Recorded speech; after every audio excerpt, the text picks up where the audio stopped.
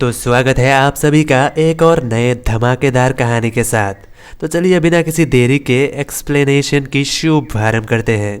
कहानी की शुरुआत होती है, हमें मेन कैरेक्टर के बारे में बताया जाता है। मेन कैरेक्टर जिसका जन्म एक आम सी फैमिली में हुई थी। उसकी हर रोज़ की ज़िंदगी लगभग एक जैसी ही थी और बोरिंग थी। उसे लगता था उसकी ज़िंदगी बिना किसी खास बात के ऐसे ही ख़त्म हो जाएगी, लेकिन ऐसा नहीं हुआ। एक पल में ही मेन कैरेक्टर की आंखें चमक जाती है। उसके सामने की स्क्रीन पर एक सुनहरे बालों वाला किरदार दिखाई देता है जो कहता है कि उसे हीरोज ऑफ डेस्टिनी नाम का एक गेम मिला और इसी तरह वो बना द रूलर। लेकिन अब अपने कमरे में वापस वो बहुत खुश था क्योंकि वो आखिरकार अकेला है। उसे स्कूल से कोई खास लगाव तो नहीं है और ना ही नफरत। वो अपना पीसी ऑन करता है और कहता है, जब मैं गेम खेलता हूँ तो बस वही पल मुझे खुशी देता है। और अगर सच कहूँ तो मुझे यहाँ पर मेन कैरेक्टर वाली फीलिंग आती है। उसे सिंगल प्लेयर गेम ज़्यादा पसंद है जहाँ अनगिनत रास्ते हैं और उसे बार बार खेला जा सकता है। कुछ हैक्स लगाकर सिस्टम की सारी हदें पार की जा सकती है। ऐसा लगता है कि पूरी दुनिया उसके अराउंड ही घूम रही है। जहाँ पर मेन कैरेक्टर थोड़ा शर्माते हुए कहता है, ऐसा बस मेरा मानना है।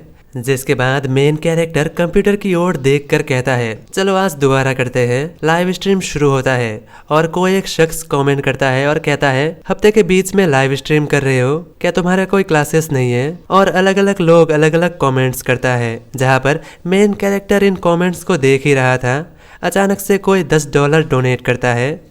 ये देखकर मेन कैरेक्टर खुश हो जाता है। ये ज्यादा तो नहीं था, लेकिन कुछ ना होने से कुछ होना ही अच्छा है। लेकिन इसके अगले ही पल कोई डिया नाम का शख्स उसे $1000 देता है, जो देखते ही मेन कैरेक्टर की आंखें फटी की फटी रह जाती है। उसे अपने खुद के आंखों पर भरोसा नहीं हो रहा था।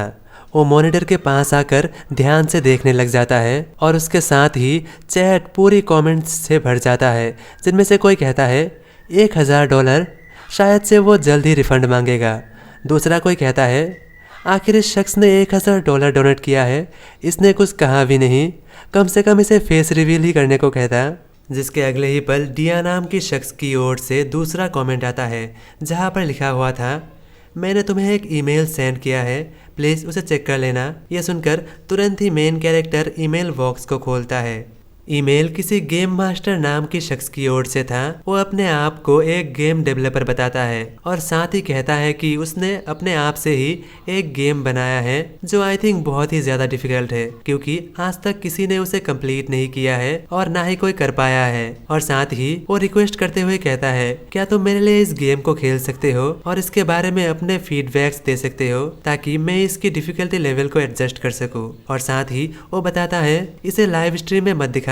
जहां पर मेन कैरेक्टर इस बारे में सुनकर कि आज तक इस गेम को कोई भी क्लियर नहीं कर पाया, वो थोड़ा सा एक्साइटेड हो जाता है और साथ ही मन ही मन सोचता है, व्हाट इफ अगर मैं इस गेम को क्लियर कर दूं, मेरे जैसा एक आम सा शख्स भी स्पेशल बन सकता है। साथ ही ईमेल पर अटैच्ड लिंक पर क्लिक करता है और उसके सामने एक पॉपअप विंडो ओपन होता है जहां पर लिखा हुआ था, क्या आप इस गेम को इंस्टॉल करना चाहेंगे?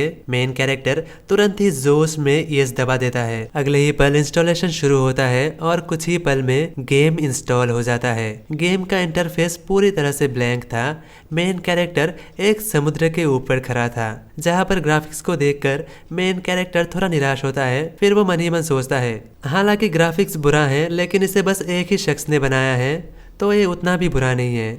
जिसके बाद मेन कैरेक्टर को इन गेम नेम सिलेक्ट करने को मिलता है, जहां पर मेन कैरेक्टर अपने आप को गेम मास्टर नाम देता है। नाम चुनते ही गेम अगले ही पल शुरू हो जाता है बिना किसी ट्यूटोरियल और गाइडेंस के। जिसके बाद उसके सामने वाली गांव के अंदर से एक बुढ़ाऊ बाहर आता है जो कि गांव का मुखिया होता है। मेन कैरेक्टर की ओर देखकर वो सवाल पूछता है, तुम्हें देखकर तुम यहाँ के तो नहीं लग रहे हो, क्या तुम्हें गांव में कोई काम है? जहाँ पर मेन कैरेक्टर को अपने आप से जवाब देने का ऑप्शन मिलता है। बाकी गेम्स की तरह उसे बहुत से ऑप्शंस नहीं मिलते। गेम की इस फीचर को देखकर मेन कैरेक्टर थोड़ा सा हैरान होता है, लेकिन वो अपनी ओर से एक डायलॉग ऐड कर देता है जहाँ पर वो कहता है, ओए बुढ़ाओ, अपने पास की सारी सोने चांदी मेरे हवाले कर दो, नहीं तो तुम्हारी पूरी गांव को तहस नहस कर दूंगा। ये लिखने के बाद मेन कैरेक्टर स्क्रीन की ओर देखने लग जाता है। तभी अचानक से वो बूढ़ा अपनी झड़ी उठाता है और मेन कैरेक्टर के ऊपर हमला कर देता है और एक ही हमले में उसे मार गिराता है, जहाँ पर सिस्टम से नोटिफिकेशन आता है, आप मर चुके हैं। क्या आप इस गेम को दोबारा खेलना चाहेंगे? जहां मेन कैरेक्टर गुस्से में जल्दी से यस दबाता है और दोबारा से गेम शुरू करता है। बुढ़ाऊ दोबारा से अपना सवाल रिपीट करता है, तुम यहाँ के तो नहीं लग रहे हो, क्या तुम्हें गांव में कोई काम है? सवाल सुनकर मेन कैरेक्टर इस बार अलग सा जवाब देता है। वो इनोसेंट सा फेस बनाकर कहता है, वो दरअसल मैं रास्ता भटक चुका हूँ, क्या मुझे कुछ खाने को और पीने को मिल सकता है? ये कहकर मेन कैरेक्टर उम्मीद भरी नजरों से उस बुढ़ाऊ की ओर देखने लग जाता है। वहीं पर वो बूढ़ा दोबारा से गांव के अंदर जाते हुए कहता है, मेरे पीछे चलो। जिसके बाद मेन कैरेक्टर उस बुढ़ाओ के घर में पहुंचता है, जहां पर वो बुढ़ाओ मेन कैरेक्टर को कुछ पीने को देते हुए कहता है, इसे पी लो और आराम कर लो। मेन कैरेक्टर शुक्रिया कहकर उसे तुरंत ही पी जाता है और अगले ही पल वो दोबारा से मर जाता है, क्योंकि उसमें पॉइजन था। ये देखते ही मेन कैरेक्टर को बहुत ही ज्यादा गुस्सा आ जाता है और गुस्से में वो इंटरनेट केबल को ही खोल देता है और साथ ही मन ही मन सोचता है, इसके बारे में क्या ख्याल है, अगर इंटरनेट ही नहीं रहेगा तो सर्वर से इसे कोई कंट्रोल ही नहीं कर पाएगा। ये सोचकर मेन कैरेक्टर गेम दोबारा से शुरू करता है, लेकिन इस बार गेम ग्लिच करने लग जाता है और अगले ही पल मरने की नोटिफिकेशन आता है। ये देखकर मेन कैरेक्टर फ्रस्ट्रेट होकर माउस को ही फेंक देता है और साथ ही कहता है, आखिर ये कैसे हो सकता है, बिना इंटरनेट के भी ये काम कैसे कर रहा है। जिसके बाद मेन कैरेक्टर उस गेम डेवलपर के बारे में सोचने लग जाता है। अगले ही पल मेन कैरेक्टर की नजर समय पर जाता है। रात बहुत हो चुकी थी, इसीलिए मेन कैरेक्टर गेम को सेव करके सो जाता है और सोते हुए भी उसी गेम के बारे में सोचता है। जिसके बाद मेन कैरेक्टर उस गेम को हर रोज खेलने लग जाता है और ऐसे ही खेलते खेलते पूरा 10 साल बीत जाता है। 10 साल बाद मेन कैरेक्टर एक कंपनी में काम कर रहा होता है। वहीं पर उसकी कलीग जो कि एक लड़की होती है, वो मेन कैरेक्टर के पास आकर उससे कहती है, आपने जैसा कहा था वैसे ही मैंने फाइल को रख दी है। ये सुनकर मेन कैरेक्टर शुक्रिया कहता है और ऐसे ही शाम हो जाता है और ऑफिस टाइम खत्म हो जाता है, जहाँ पर मेन कैरेक्टर की कलीग वही लड़की मेन कैरेक्टर से बातें करने की कोशिश कर रही होती है। वो शर्माते हुए मेन कैरेक्टर को डिनर के लिए पूछती है। ये सुनकर मेन कैरेक्टर उस लड़की की ओर देखकर कहता है, मुझे माफ कर देना, मुझे घर जाके कुछ काम है। वो दरअसल आज मुझे एक बहुत ही जरूरी काम है, क्यों ना हम किसी और दिन चले। जो सुनकर वो लड़की उदास हो जाती है। जिसके बाद सीन शिफ्ट होता है, हम पहुंचते हैं मेन कैरेक्टर के घर पर। मेन कैरेक्टर जो कि अपने पीसी के सामने बैठा हुआ था,